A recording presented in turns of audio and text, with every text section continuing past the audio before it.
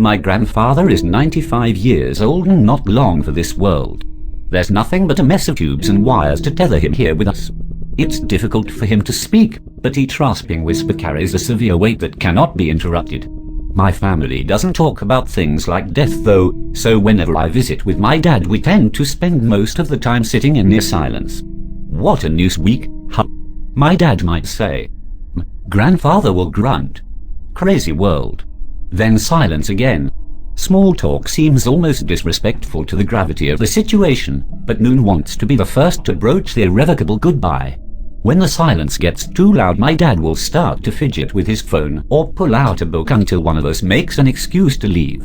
That's how it went yesterday, with my father mumbling something about a dentist appointment and hurrying out the door almost as soon as we arrived. You'll stay though, won't you? My grandfather said when we were alone in the room together. You'll listen to an old man's last secret. This was it then. The end of the road was in sight. Would you like me to call Dad back? I asked. Grandfather shook his head as far as the oxygen tubes would allow it to turn. I'd rather he didn't know. I already knew some of the story he told me. It began when my grandfather was 20 years old living in Nazi Germany. He'd been working forced labor on a farm, but managed to smuggle my grandmother and infant father out of the country hidden in a grain shipment. He'd been caught almost immediately and sent to the concentration camp at Buchenwald, where he endured the next 2 years until he was liberated by Allied forces. You don't have to tell me what happened there if you don't want to, I told him. I wasn't sure I wanted to hear the gruesome details. He was unusually animated and persistent though, promising it was something that needed to be said. He wouldn't have survived the ordeal if it hadn't been for a friend he'd met there.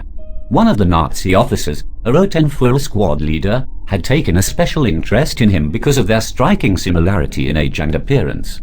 The two would sit on either side of a barbed wire fence and swap stories about their childhoods. My grandfather would talk about my grandmother, how beautiful she was and how he wouldn't give up until he found her again. The SS officer had gone straight from the Hitler Judge and Hitler Youth group to the army and had never been intimate with a woman. He became enraptured in my grandfather's tales of romance, and the two became close friends despite the circumstances. The officer twice spared my grandfather's name from work assignments that meant certain death, and he'd often slip extra rations through the fence, which my grandfather would then distribute to other prisoners. It wasn't a good life, but it was life, and that was good, grandfather said. Things changed as the war began drawing to a close. The Nazi officers became increasingly paranoid and desperate as the Allied forces moved in. It became common practice for lower-ranking officers to be held as scapegoats when impossible work orders were not met. Besides that, the rumor that the Rotenführer was protecting my grandfather put him in a dire position with his own officers. Faced between protecting my grandfather and his own hide, the Rotenführer signed the order for my grandfather to be sent to a nearby armaments factory. 18-hour work days, starvation rations, no medical attention. The factory might as well have been a death sentence. The 3-month survival rate was less than 50. In the name of love, my grandfather pleaded, let him survive to find her again. She was waiting for him in America. The Rotenführer was moved, but his decision was final. His only compromise was to record the address of where she went and send her a letter to let her know what happened to him. So how did you survive? I asked. Did he change his mind? Were you rescued from the factory? Shielded from the worst of the camp by the Rotenführer, the transition to the factory proved too difficult for the young farmer. He didn't last the first week. What do you mean, didn't last? How'd you get out? The exertion of the long story was taking its toll on my grandfather. He coughed and wheezed, struggling to draw breath for several seconds before clearing his throat a final time.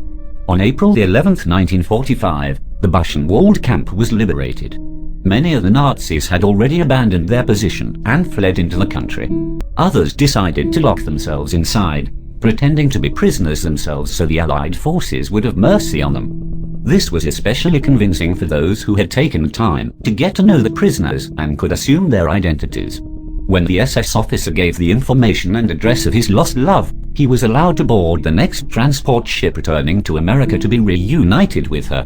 The gears in my head were turning, and then stopped. Your grandmother was suspicious at first when I met her, but she accepted that the war had changed me.